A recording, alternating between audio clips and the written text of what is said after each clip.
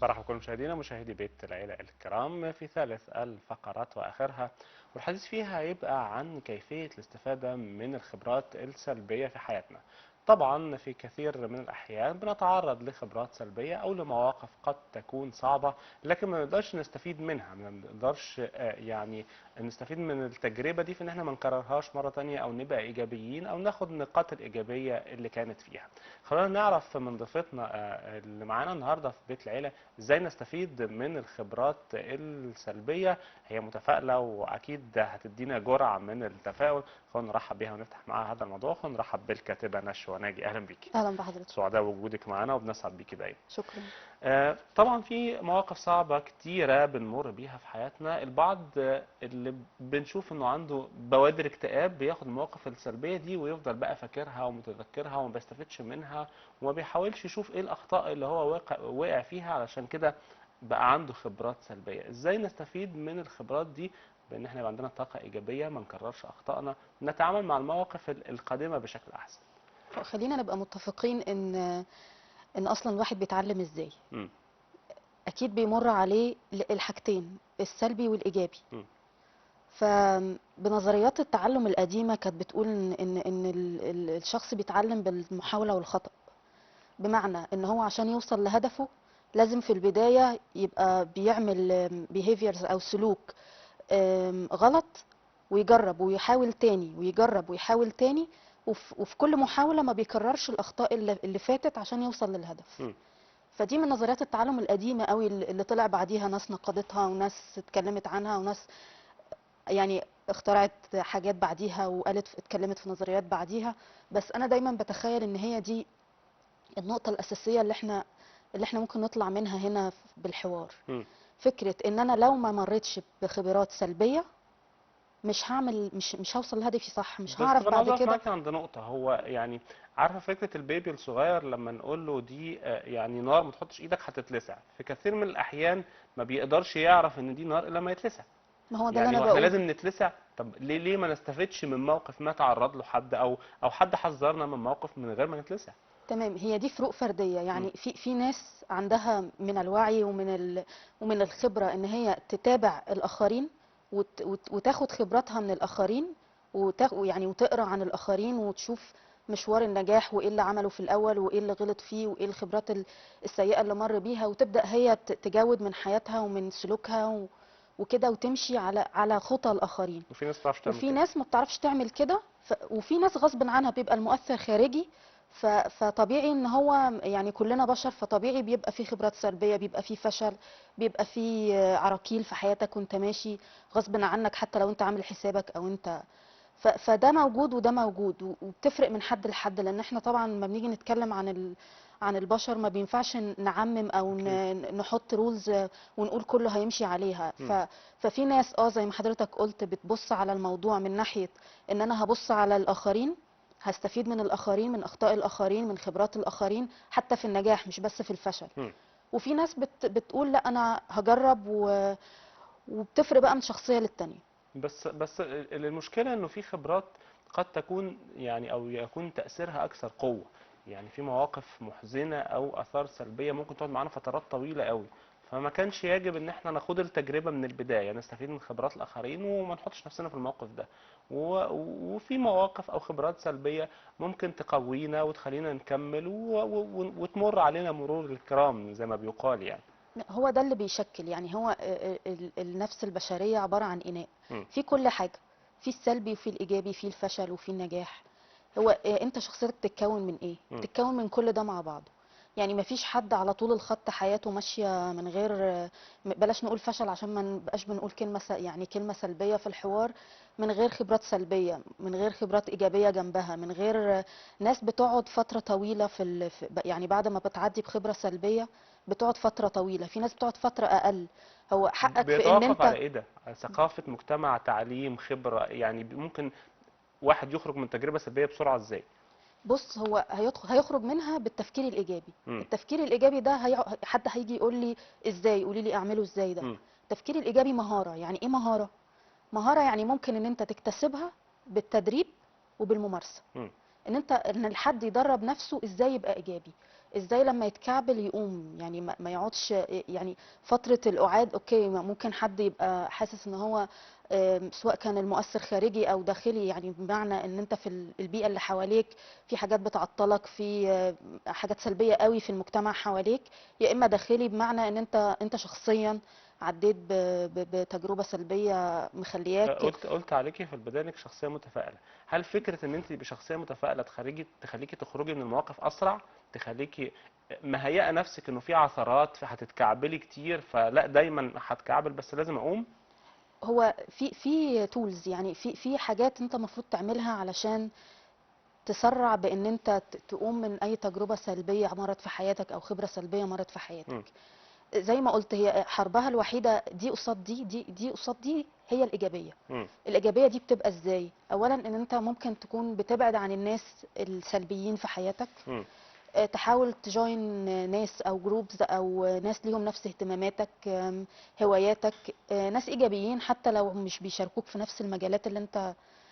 لكن ما انا عاوز اعرف الفكرة. معاك عن نقطه الايجابيين دي، لانه في بعض الناس يقول لك انا عايز اصاحب ناس كده مفيش حاجه في دماغهم، يعني حتى لو مش هيضروني، مش هستفيد غير ان انا قاعد جاست فاني كده، الحياه لطيفه والناس بتهزر وبتضحك وهم مش سلبيين. بس ده برضو مش حل، لانه مش هفضل عايش في معزل عن المجتمع واللي بيحصل وانا مش حاسس، في سبيل ان انا بضحك وبهزر وخلاص. خد بالك ان كل حاجه بتزيد عن حدها برضو، يعني اه بتعمل ممكن مشكله برضو. ال having fun دول اوفر قوي، دول ممكن يكونوا اصلا عندهم مشاكل وبيهربوا منها بالطريقه دي. ما مم. كل واحد عنده طريقته. يمكن حد يتعرض لتجربه سلبيه يخش اوضته ويقفل عليه مثلا اسبوع، مم. 3 ايام. مم. في حد تاني لا، انا هخش بقى، هنزل سوري يعني هخرج واقضيها ويعني وحفلات وكده يعني. مم. كل واحد بيبقى له الميكانيزم بتاعته اللي بيرياكت ناحية أي حاجة بتحصل له في حياته، يعني مم. ردة فعله بتختلف من شخص لآخر. ففكرة ان انا ابقى عندي وعي، ابقى اوير قوي بالحتة دي، وكل حاجة اديها حقها. يعني بمعنى ان انا عندي شغلي وعندي وعارف ايه يعني ايه الحاجات اللي بترفه عني في حدود وقتي وامكانياتي وقدراتي اعملها. مم. الناس برضو اللي زي ما قلت من شوية، ان انا اجوين جروبز ليها نفس اهتماماتي، او ناس ايجابيين بيفكروا بايجابية ناحية مستقبلهم. انا عايز افهم النقطه بس انت قلتيها، لانه بعض الناس بتستغلها استغلال سيء والبعض الاخر بيستغلها استغلال جيد، ان انا ابعد عن الناس اللي اثروا سلبا في حياتي. فهل ده نوع من الهروب، ولا ممكن يعني ابقى يعني مش هقاطع الناس دي او مش هبعد عنهم بعد نهائي، لكن هبقى استفدت من التجربه او الخبره؟ بص، هو ده حاجة كده سنسور جوه كل حد. مم. يعني كل حد عارف كويس قوي مين اللي بيأثر عليه سلبيا في حياته. مم.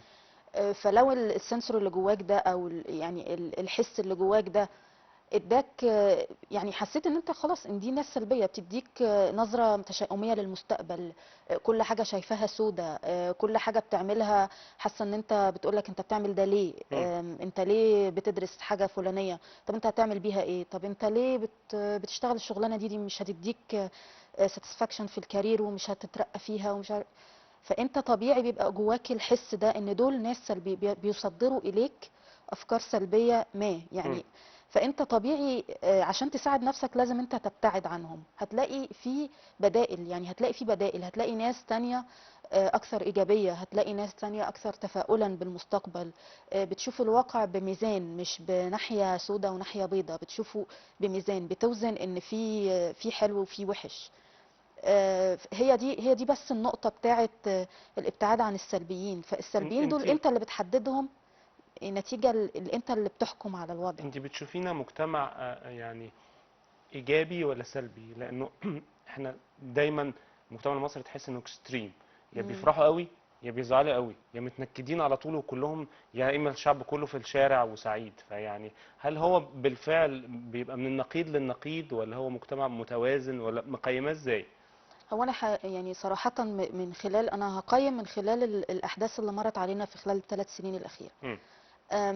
وما تقولش عليا متفائلة اوفر، بس انا عندي ثقة تامة في الوعي الجمعي. مم.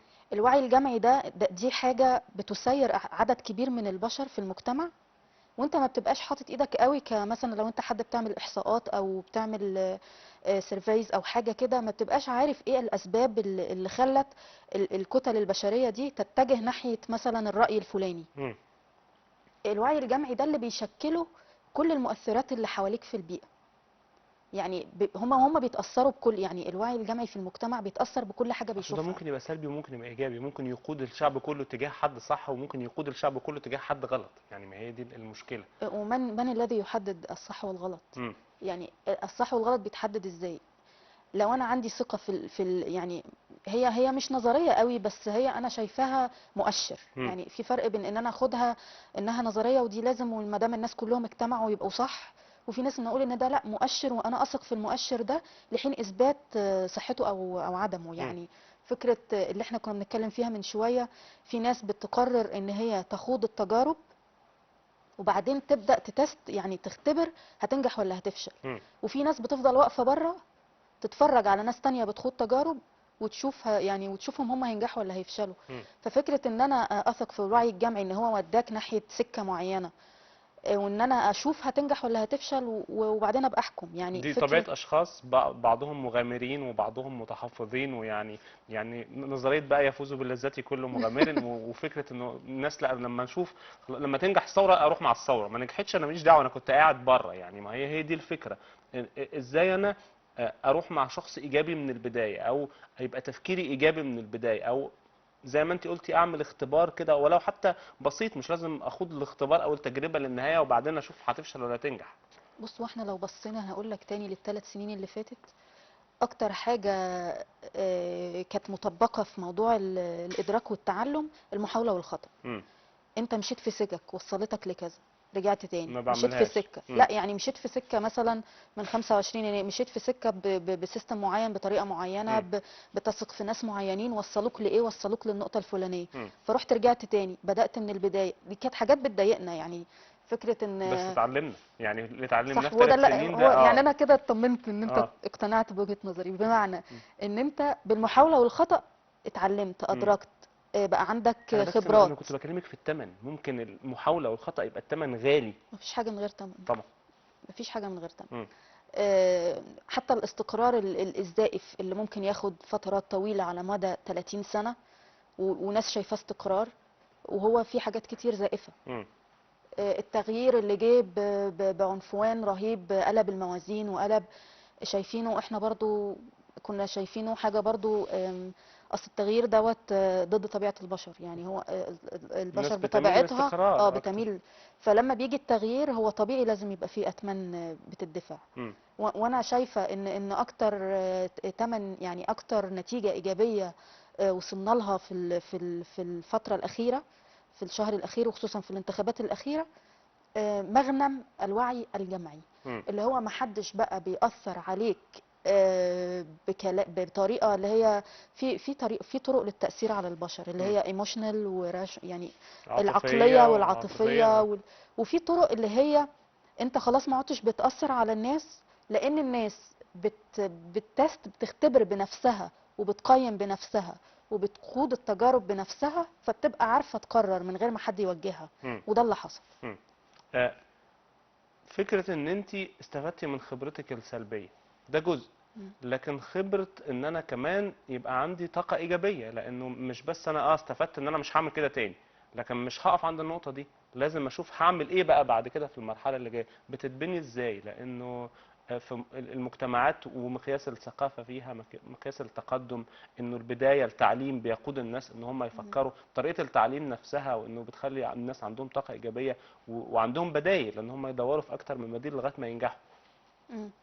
بص، هو في كلام بيتقال دايما وبيتكرر بس في ناس بتقلل منه. مم. الكلام الإيجابي اللي أنا بقوله لنفسي، خلينا نبدأ بنفسي كفرد مم. وبعدين نخش على موضوع الإيجابية في المجتمع الأوسع. أنا أقدر. I can. مم. آه، أنا دايما بهزر فيها لما بتكون رايح مشوار وتقول إيه مش هلاقي ركن. مم. على فكرة ما بتلاقيش ركن. حاول كده مرة تقول لا هلاقي ركن وإن شاء الله يعني هوصل بسرعة وهلاقي ركن. فكرة الكلام الإيجابي اللي أنت بتقوله لنفسك مم. يعني كفرد، دي نقطة البداية في التفكير الإيجابي. استبعاد الكلام اللي في أول كلامنا لما قلنا الخبرات السلبية بلاش نقول فشل. مم. قول الكلمة الإيجابية، ما تقولهاش بالسلبية، عشان هو أنت وعيك أصلا بيلقط كلمة فشل، بتقول أنا مش عايز أفشل، لا ما تقولش مش عايز أفشل، قول مم. عايز أنجح. مم. هو بياخد كلمة فشل دي وبيتهز، يعني دي حقيقة، دي حاجات دراسات اتعملت. مم. فالكلمات الإيجابية التحفيزية اللي بتقولها لنفسك عامل، وفي عوامل تانية كتير، زي مثلا ما قلت إن في ناس بتقرأ قصص نجاح. يعني ان انت تعثرت في حياتك بأي شكل من الأشكال وشايف ان الدنيا اتقفلت في يعني، ناس تعثروا اكثر من العثرات دي بكثير ونجحوا بعد كده. ونجحوا. مم. ففي بيقولوا، في علماء كتير بيقولوا بصراحة، وفي ناس قراء بيقولوا ان قراءة قصص النجاح بتبعث نوع من يعني من الموتيفيشن كده الداخلي لحد يعني حد عنده احباط او فرستري يعني كده يعني. مم. عايز بقى دول اتكلم حاجتين. برضو كمان في انه ده بنتعلمه، يعني دي حاجة ممكن نتعلمها ولا دي طبيعة شخصية ومش هتغير بقى مهما شفت اشخاص ايجابيين ومهما تعاملت. عندنا مثل بلدي كده بيقول لك الجور السعيد يسعد، يعني حتى لما تقعد مع ناس مبسوطة وعندهم نوع من التفاؤل هتستمد منهم جزء من التفاؤل والرغبة والإيجابية ويعني يتعمل في سن ايه؟ امتى السن اللي تبدأي فيه حد يستوعب انه لازم يبقى ايجابي وعنده طاقة ايجابية؟ بص، هي اي حاجة في الدنيا هتلاقيهم بيتكلموا على التعليم في الصغر. مم. حتى كل النظريات قالت ان هي تبني شخصية الطفل من وهو صغير. مم. بس جاست ان كيس ان ده ما حصلش، مم. يعني ممكن ده يحصل حتى في وقت ممكن ده يحصل، متأخر. لان زي ما قلت لحضرتك انها مهارة، والسكيل يمكن اكتسابها. يعني اكتسابها ازاي؟ انت بتكتسب اي مهارة ازاي؟ بالتدريب مم. والمثابرة ورفض السلبيات. فهي اي مهارة في الدنيا بتكتسبها بالتدريب عليها. مم. فهي إن لم تكن من الصغر، وده طبعا شيء محبب وحاجة تبقى في بناء الشخصية من الأطفال وفي المدارس والحوارات دي، فنيفر تو ليت، يعني مفيش حاجة اسمها متأخر. مم. المتأخر ان انت تبقى على وعي تام بإيه هي الحاجات اللي بتسبب لك إحباطات، على وعي تام بإيه هو مستقبلك انت راسمه ازاي، أهدافك ايه في الحياة، خدت منها ايه، خطوات ايه اللي بيصبرك دايما ان انت ما وصلتش لهدفك، ان انت حاطط ستيبس. ما هو مش معقول انت حد حاطط هدف كده واللي هو هينط له مفيش مره خطوات واحده. قبل ما توصل. فانت ما وصلتش، بس وصلت لايه لحد دلوقتي؟ مم. فدي كلها حاجات في السيلف اويرنس، اللي هي حاجات دايما انا بتكلم فيها في وعيك بذاتك. مم. وعيك بذاتك من ناحيه قدراتك. يعني انا وصلت للرقم 2، مم. انا لسه لي 5، ماشي، انا زعلان ليه دلوقتي؟ مم. هكمل ازاي؟ طب انا ناقصني قدرات معينه لازم وكنت اكتسبها. فين ووصلت لغاية ايه يعني؟ تمام. اه. بتبص صح وبتقارن. مم. فدي برضو حاجات انت، دي في التفكير الاستراتيجي شوية، اللي هي مفيش حد في الدنيا بيحط خطة استراتيجية طويلة المدى ويقعد بقى. مم. لا، ده في حاجة اسمها قصيرة المدى وطويلة المدى. في objectives، في أهداف بتتحط، 1 2 3، في steps. يعني كل ده مش عايزة أقول بقى كلمة كده، بيصبرك، مم. بيخليك لما تتكعبل تبص على اللي انت عملته ولسه اللي هتعمله ايه. مم. الفرد بيصب في المجتمع ولا المجتمع بيصب في الفرد؟ مين اللي بيأثر اكتر في التاني يعني؟ هو نواة المجتمع الفرد. مم. حتى المجتمعات يعني المتطورة، والناس اللي بدأت تحط خطط عشان تتقدم وتوصل للأمام، ابتدوا بالتعليم. مم. ابتدوا بالتعليم يعني ايه؟ ابتدوا من الأطفال، ابتدوا بالفرد. مم. هي دي الناس اللي عرفت تحط يعني ايدها فين.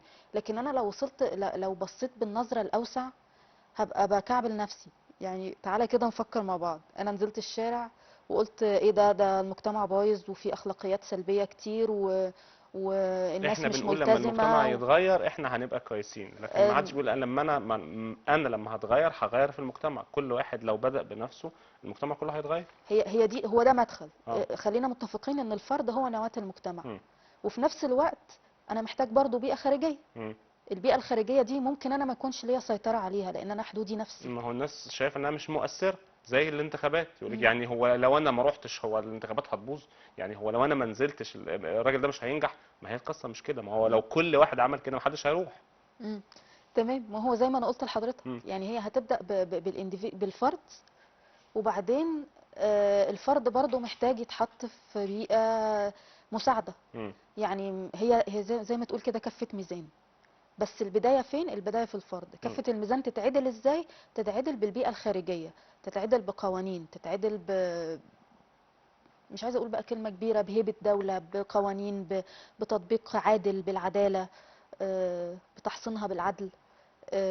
هو لا، ده ما هو الكي وورد الكلام ده كبير، الحقيقه. بس هو ده الحقيقة، هو هو ده ده الواقع. هو ده الواقع، علشان ما يبقاش في الجاستس في حد ذاتها هي اللي بتظبط المجتمعات يعني، وبتخلي الفرد عنده احساس بالرضا، واحساس بان هو جهده ما بيروحش هباء.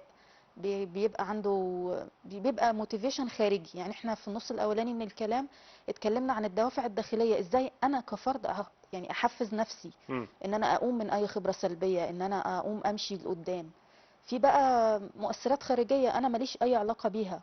يعني أنت مش هتقدر تنزل تصلح كل المجتمع عشان تصلح حياتك، لا، أنت كنترول على حياتك. بس الاقي البلد بتقيم وبتقدر العلماء وبتقدر المتفوقين، فانا ابقى مم. متفوق عشان البلد بتقدر ده. لكن لما تيجي البلد كلها يعني الناس دي ملهاش قيمه، فخلاص الواحد ما بيبقاش. برغم انه في افراد بيبقوا شواذ من القاعده بيعملوا، حتى لو ما فيش تقدير، حتى لو ما فيش، لو الدوله مش واقفه مع الناس دي ومدياهم اهميتهم وقيمتهم. هي دي بتيجي بقى في نقطة التحفيز الداخلي مم. يعني.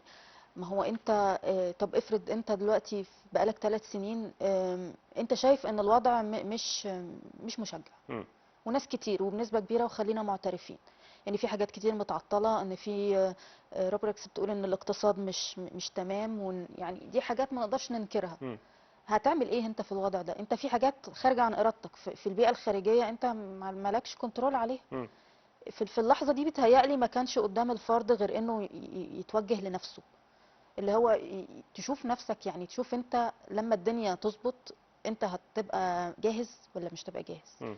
يعني هتبقى قد المسؤولية ولا مش هتبقى قد المسؤولية. يعني فكرة او تنمية اشتغل انت الذات. لوحدك على تبقى انت تمام. ساتيسفايد، انت راضي عن اللي انت بتعمله. ولو كل واحد فينا بقى راضي عن اللي بيعمله، هيصب في المجتمع كله. تمام، لحين ان الحاجة اللي انت مالكش كنترول عليها تتظبط. تتظبط. اه. لكن ان انت تستسلم للفكر السلبي وكده، وتقول مفيش فايدة والمجتمع مش مظبوط وبتاع، لا، احنا مش بننكر حقائق، بس بنحاول اللي هو نتحايل على فكرة التحفيز الداخلي والتحفيز الخارجي، لان مم. مفيش تحفيز خارجي. خلينا اونست، يعني مفيش، يعني مش نتيجة ليه، ده على طول ولا في ليه. المرحلة اللي في احنا فيها؟ المرحلة اللي اه. هي أنا بعتبرها الأسوأ، يعني على الأقل في سننا يعني، مم. في الحقبة اللي احنا يعني في جيلنا، مم. دي كانت الأسوأ من اللي احنا مرينا بيه قبل كده أو كده يعني. فتحس إن هي كانت مرحلة أنت مالكش. المرحلة اللي احنا فيها دي شايفاها خبرة سلبية ولا خبرة إيجابية؟ بص، هنقول إن أي حاجة في الدنيا فيها الاتنين. مم. أنت هتبص فيها الاتنين بأي نسبة، to what extent زي ما بيقولوا. بس كل واحد فينا هيشوفها يعني صح كده. المتفائل هيشوف انها خبره ايجابيه. ده انا كنت ممكن اعيش، في ناس عاشت 100 سنه ولا 80 سنه وما شافتش نص ثوره ولا تحول ولا تغير ولا رؤساء في السجن ولا مواقف دي. وفي ناس تانية هتشوف هو حصل ايه، يعني ايه التغيير، يعني مين اللي اتسجن ولا مين اللي راح. انا ما حصليش حاجه كشخص، مم. وبالتالي مش حاسس ان في تاثير، هتبقى بالنسبه له تاثير سلبي. تمام. مش يعني كل واحد هيبقى له نظرة، النظرة دي هيحددها ايه؟ خبراته ونشأته وتفكيره وقدرته على التحليل وقدرته على جمع البيانات والمعلومات. ما انا بكون فكري ازاي؟ مم. ان انا بشوف وبتفرج وبجمع بيانات وبحكم هي دي ازاي انا بكون، ازاي اروح ناحية السلبية قوي او الايجابية قوي. مم. في ناس بالعواطف كده، اللي هي بالتفاؤل والتشاؤم مجردة. وفي ناس تانية بجمع المعلومات، اللي مم. هي الناس الأكثر قدرة على التفكير التحليلي. ال- هم دول يعني هو ده اللي هيودي الكفة، يا إما هتيجي ناحية البرسنتج، يا إما هتيجي ناحية السلبي أكتر أو الإيجابي أكتر. مم.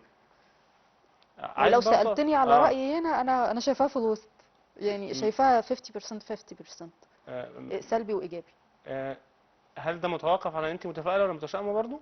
لا، متوقف على حللت على البيانات كده؟ يعني اه. على ال الاحداث والبيانات والمعلومات اللي بتجيلك وانت بتشوف اللي بيحصل. مم.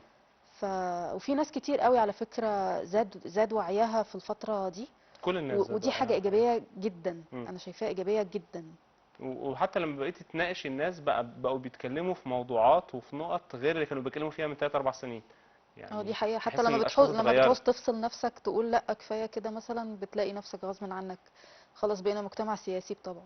آه، اهتمينا بالبلد اكتر، بقى عندنا رغبه انها تتغير. الاول كنا فاقدين الامل والانتماء في انه يبقى في تغيير، فخلاص ما كانتش فارقه معانا. مم. دلوقتي الموضوع اختلف. التغيير بقى قاب قوسين او ادنى زي ما بيقولوا مم. يعني.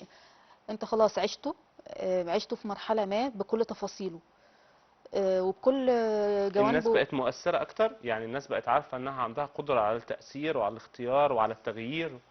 اكيد، اكيد، مم. اكيد. وده بيبان في كل المؤشرات اللي انت بتتفرج عليها، وخصوصا الاستفتاءات والانتخابات والمشاركات، لو احنا بنتكلم على الجانب السياسي بس يعني. مم. الجانب الاجتماعي بقى والعملي، انا اتمنى طبعا ان الناس يكون عندها نفس في الجانب الاجتماعي والعملي، اللي هو يبقى عندي القدرة على التغيير في اطار مثلا مؤسستي، في اطار عملي، في ده اطار. بيحصل، لأنه في النهاية الناس المتشائمين أو الناس اللي شايفين إن مفيش حاجة حصلت بيقولوا هو حصل إيه بعد الثورتين؟ طب أنت نفسك إيه اتغير فيك؟ يعني كنت بتشتغل إزاي قبل الثورة وبقيت تشتغل إزاي بعد الثورتين؟ مم. كنت بتجتهد قد إيه وبقيت تجتهد؟ كنت بتقرأ قد إيه وبقيت يعني إيه؟ كل واحد على المستوى الشخصي غير إيه في نفسه علشان كده شاف ان البلد ما اتغيرتش. ما اعتقدش الناس غيرت التغيير الكبير اللي كانت طالبه من خلاله ان البلد كلها تتغير. او انت رجعت تاني لفكرة الفرد، يعني الفرد لا يجب ان هو يبقى اكثر تأثير تأثيرا في نفسه، مسؤول اكتر بالظبط. عن. بص انا معاك، بس في نقطة مهمة جدا، يمكن دايما كنت بقولها، يعني نفس الفرد دوت اللي هو غير منتج وغير متفائل وغير وغير وغير، لما بيسافر بره بيتحط في سيستم. في ترس، بيبقى ترس في قلم بيشتغل تمام، كويس قوي. بيحصل له ايه اه. يعني؟ قصص النجاح الاسامي المصريه العظيمه اللي سافرت بره، انا مش بحب اقول كده، بس دي واقع، ده واقع وداتا اصليه قدامنا لازم نحللها. امم. ايه اللي بيخلي الشخص ده هنا لو قعد هنا ما ينتجش وما يتغيرش، ولو راح بلد تانية بينتج ويتغير؟ ايه اللي مخليكي وانت ماشيه بعربيتك هنا ممكن تمشي عكسي وتركني في اي حته، ولو سافرتي اي بلد في العالم بتبقي الف؟ اه، هتركني فين؟ وتقدريش تاخدي يوترن عكسي ولا تعملي اي حاجه، ما انت نفس الشخص بنفس العربيه، لكن الوضع والواقع مختلف. السيستم. امم. فنحن آملين، يعني هو ده، يعني كل أملي بصراحة في المرحلة القادمة إن يبقى في سيستم واحد تسوده العدالة. في الحالة ديت الفرد، يعني مش عايزة أقول إن أنا عندي أمل في الشخصية المصرية، لكن هي أثبتت بصراحة على مر كل الأحداث اللي مرت إن هي قد المسؤولية، لكن بينقصها البيئة الخارجية.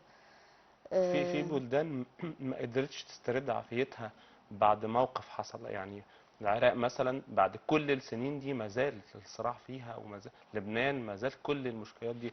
لكن احنا بالرغم احنا عندنا يعني مشكلات كبيره في 3 سنين، الا ان احنا لسه محافظين على البلد، محافظين على الحمد لله. كيان البلد. اه طبعا ده جزء مهم الحمد جدا لله، في الموضوع. فعلا الحمد لله. واحنا يجب ان يعني يجب ان ننظر حولنا، وزي ما حضرتك قلت بالمقارنات بتوصل برضو لنتيجة تحليلية للوضع الراهن، يعني لما بتقارن نفسك بغيرك، دي طريقة من طرق التحليل. مم. ف- ففكرة ان وضعي ايه بالنسبة للناس اللي حواليا، اتس اوكي، بس احنا طماعين. مم. احنا عايزين هنقارن نبقى نفسنا احنا بالاحسن مش عايزين نبقى بالاسوأ. احنا عايزين نبقى احسن حد في الدنيا، سواء كنت فرد، نستحق على فكره سواء الحقيقه كنت ان احنا نبقى فرد، كده. انت من حقك ان انت تقول على نفسك انا عايز اوصل لاحسن حاجة، مم. طبقا لقدراتي وامكانياتي. وبرضه لو احنا بقى قسناها على البلد قدرات وامكانيات، احنا عندنا قدرات مم. وامكانيات، فمش ناقصنا غير السيستم. مم.